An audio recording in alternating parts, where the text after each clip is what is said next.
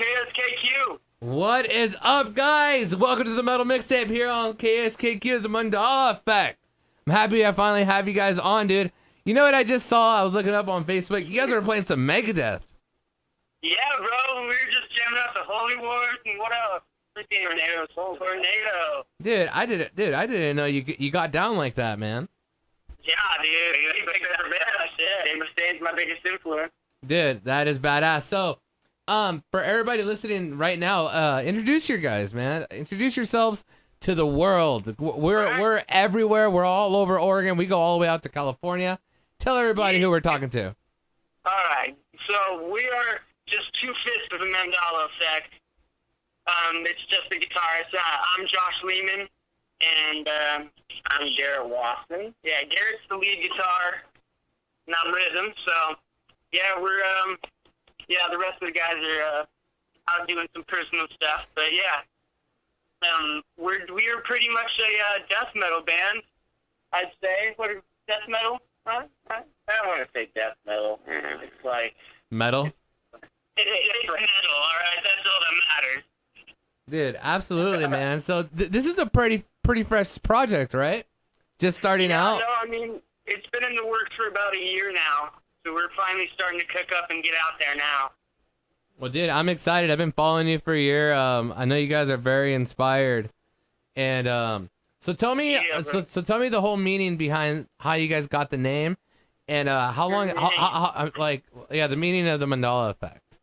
That name was a headache in itself trying to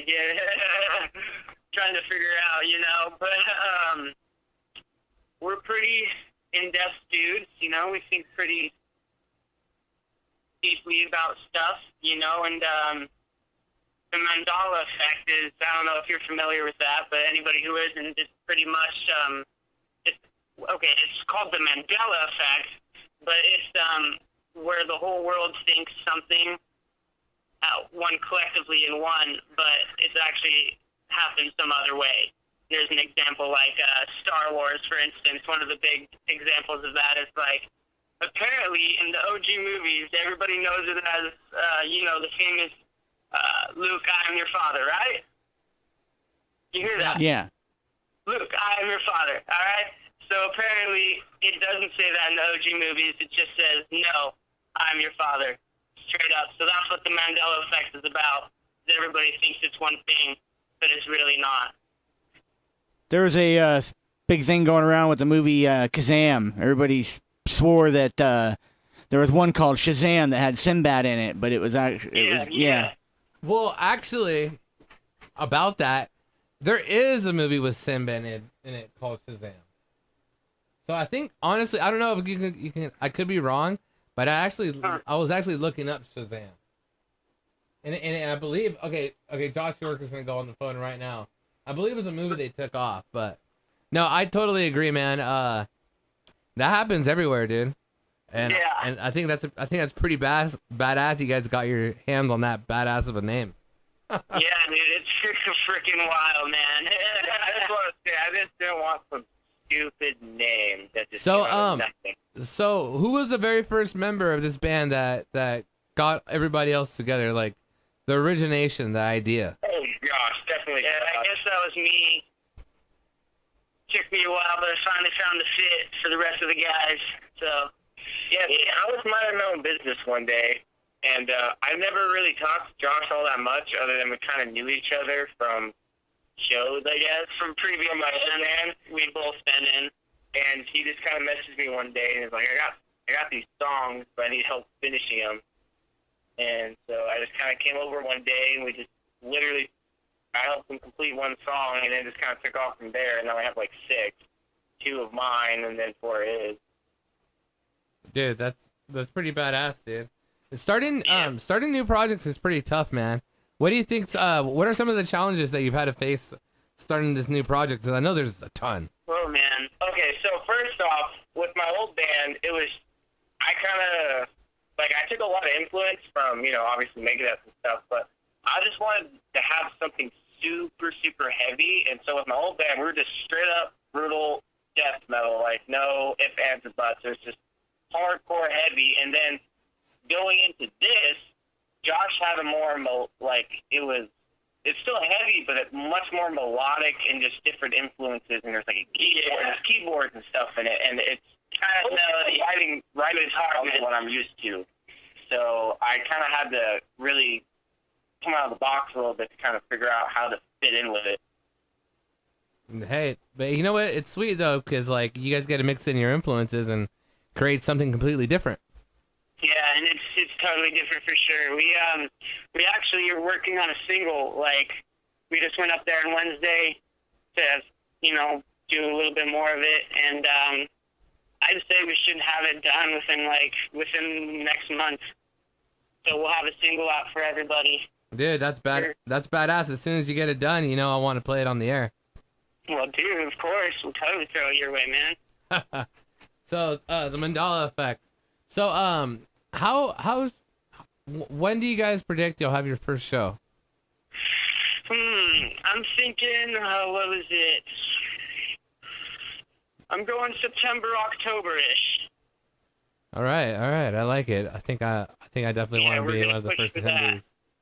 I won't be here for that, but so yeah, Garrett's you chilling on this shit. Oh yeah, well basically I'm in the Army National Guard, and I'll be gone September till sometime next year. Hey, well, thank you for your service, man. Yes, thank you. What was that? Oh, I said thank you for your service, man. Oh, thanks.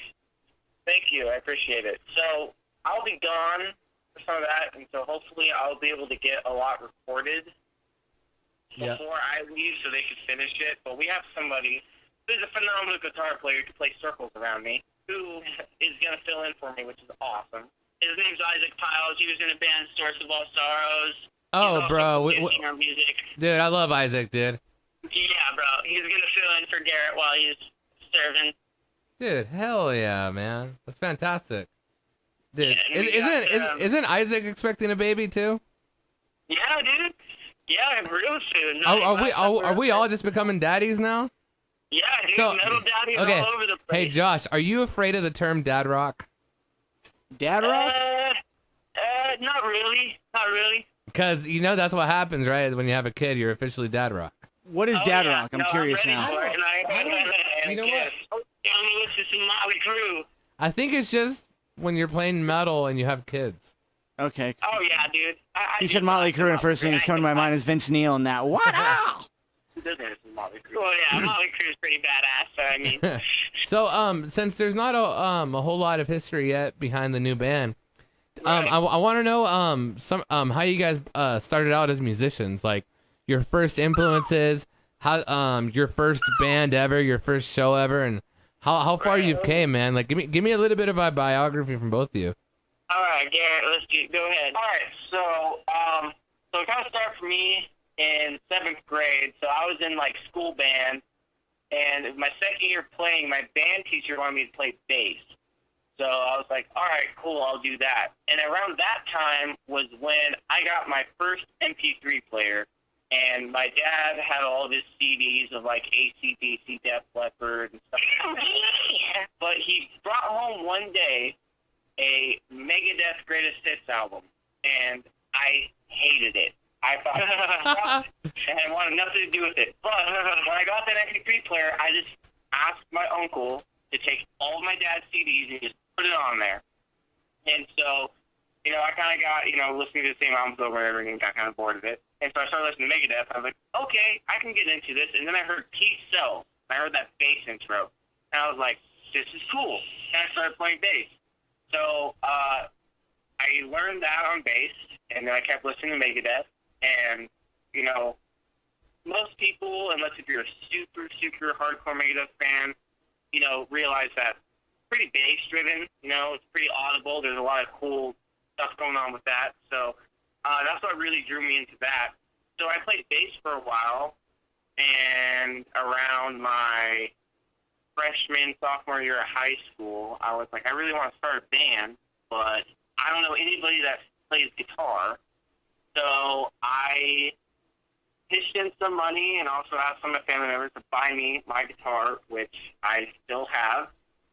And I just taught myself how to play Metallica. And the first song I ever learned guitar was "Jump in the Fire" from Metallica, and then it branched off to obviously Megadeth and stuff. So then I started playing for show, and then I started my band, Conflagration. I was a junior in high school, and we played quite a few shows. I don't know if you ever heard of the band Nervosa. Yeah, of course. Yeah, we played a show with them. Nice. Over at Club 66, and things kind of took off. And then at 17 is when I joined the National Guard. So then I went to basic between my junior and senior year of high school, and that totally killed it for me for like ever, pretty much until Josh messaged me. I mean, I recorded one song with Brett Ruse, the guitarist from Stick Sauce Mustache. Oh, love that guy. Super, super generous. He's like $50 and I'll record your song. And I was like, wow, you're awesome. So I went and did that. And around that time is when we changed the band name to Torture Redefined, because apparently everybody in the band was all wound up because there's other bands with the same name as ours from like different states. So whatever. So I did that, and then I kind of died off till I got back with Josh, and then now we're kind of where we're at now. Yeah. That's awesome, man. Ragging. So, all right, Mr. Lehman. Let me think. So I was always been banging on craft since I was like born, you know. So music's always been flowing in my veins and stuff, you know. Let's see. I played on the worship team when I was younger and for my church.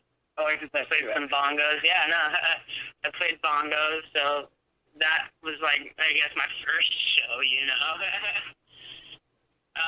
And then let's see. When I was in high school, like my first sophomore year, I joined a band called Acacia, and that was with the guitarist who's in Cathedral Hills and the drummer who's in Cathedral Hills now, Brett and Travis. I was in the band called Acacia with them, and then they broke up. And then after a while, Cathedral Hills had something, and they needed a bassist, so I joined them for a year or so. And I quit their band for, up until this point, and now I'm just writing music, getting ready to be out there again. You're hungry, you're ready to get out there, you're ready to start all over. Amen, dude. Fresh, clean slate. Yeah, good thing Josh got a hold of me, because I was literally about to just sell my guitar and be done with the whole thing. Really? Oh, yeah. I mean, it was kind of like I had so much other stuff going on in my life. I was kind of like, whatever. Like, everything with my other band didn't work out because I had buddies that went to college, completely different schedules. So I was like, you know what? Might as well just focus on other stuff. You know what? You know what, though? It only takes one show again to get the fire started again, you know? Seriously. Oh, yeah. Because the idea is great and everything, but once you have like that very first step and initiation and starting music again, man, it's like, dude, you get that fire, dude, and you just get hungry, yeah. Yep. But yeah, also, I need to mention the other people in my band because I'm being a horrible bandmate. So we got our vocalist, obviously, because bands need that. Yeah. His name is Jeremy. I'm going to butcher his last name. Gagania. And he used to be an addict. Oh, yeah, dude. I love that guy, dude. Yeah, he's a cool, chill dude. Killer vocals. He's doing our vocals. And we got a newbie in the scene. His name's Isaac Jones. He's playing the bass for us. So we got a freshie up in here. Heck yeah, dude. Are you guys still in the hunt for the drummer? Yeah, as of now we are, but we have somebody, Justin, he was also in Source, he's also in Southwest Royal, the drummer. He's been programming our drums for us and been doing a phenomenal job. Oh yeah, dude, isn't Justin just a wonderful guy? He's awesome, man. I filled in for Source when they were still a thing on bass for one show, and that was interesting for sure. Yeah, I know. I love those guys, dude. Those guys, I remember. They're fun. Yeah, it's crazy how the scene changes over the years, you know? Dude, it's weird. It's so weird. Like when I first moved here 3 years ago, I would like see like the local flyers, and like literally like 80% of those bands don't even exist anymore. I know, dude. It's so weird. And like where the venues and like the cool venues are at take place and stuff, totally different. Yeah, I know. I'm still trying to figure out how to, we could always like save the venues and everything, but it's just it's so tough, It's like there's so many other things to entertain yourself with nowadays that like going to a show is like I don't know. Like I have a phone. What are those memes on Facebook where like the guy would rather spend $80 on drugs than spend $5 to go to a show? It was like a SpongeBob. That's truth. And even if someone's like wanting live music at their venue, half the time they don't want metal. You could watch a live show on your phone on YouTube. Yeah. There's nothing sacred anymore. Yeah, I mean, dude, I remember back in the day, it was like word of mouth. There's a show here, there's a show there. And now it's just like, we're so programmed, and it's like, we just like, I don't know, we're self-indulging, like, we just want so much self-satisfaction and gratification that like, and a lot of times, dude, it's like if I'm like getting inspired to play guitar, like I gotta like turn off Facebook and like the computer and just play guitar and nothing else. It's a huge distraction. Yeah, and yeah, it's a big judge fest, man. But dude, so what is your band's goals for this year? Like, what do you guys by the end of the year, what do you guys want to accomplish?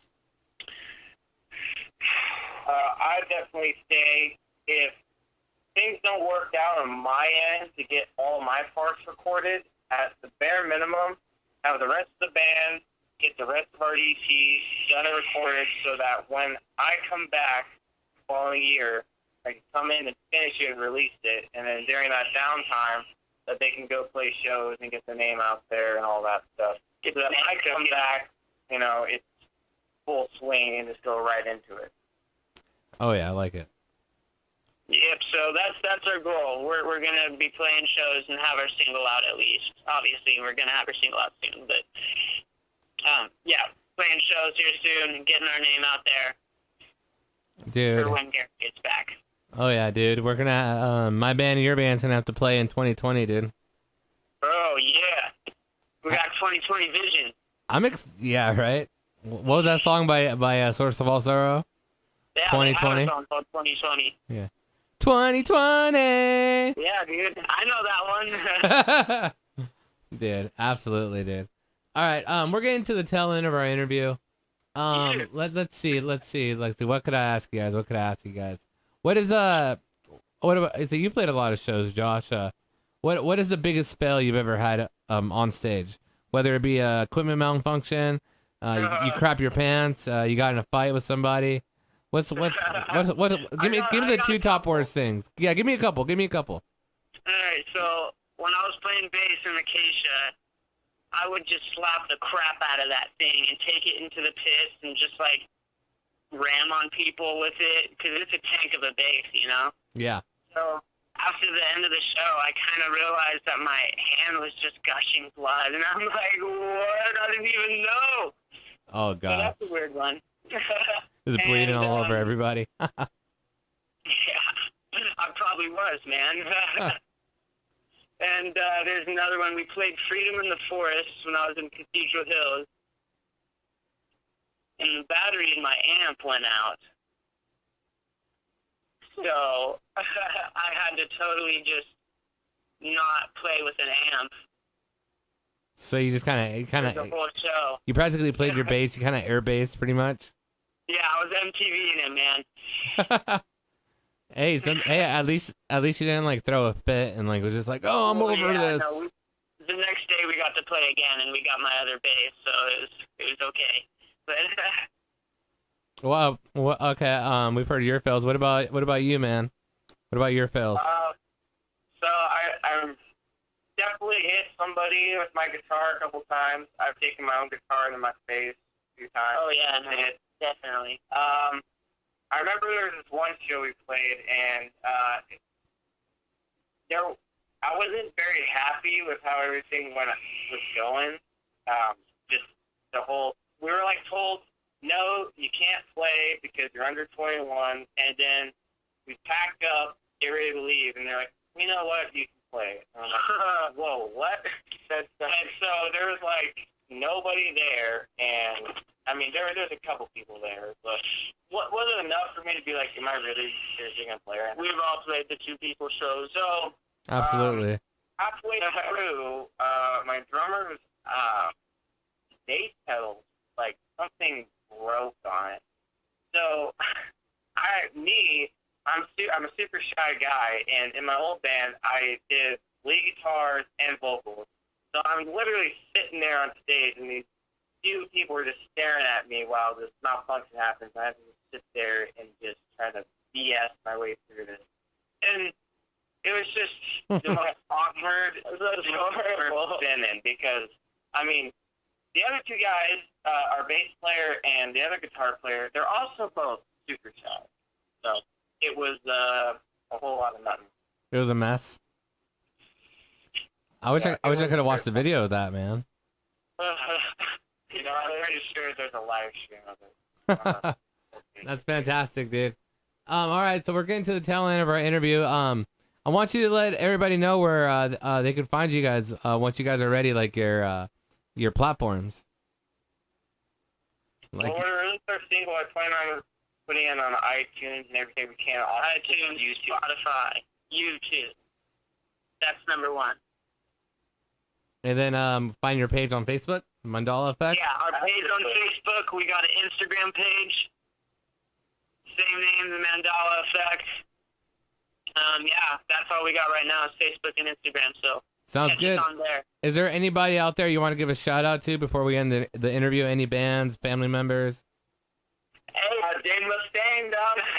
Right, no, Jeremy, our vocalist, because I'm pretty sure he's watching, listening. And then our bassist, because they were so bummed they couldn't make it. So we love you guys. You guys the homies. Hey, sounds good, man. Well, dude, it was great having you on the show. I know when your song gets ready, man, maybe we could fit you in and we can have you on again. Yeah, bro, let's do it. Dude, sounds good. You were listening to the Mandala Effect here on the Metal Mixtape. Have a great night, guys. You guys were freaking awesome. Thanks, guys. Thank you, brother. Thank you.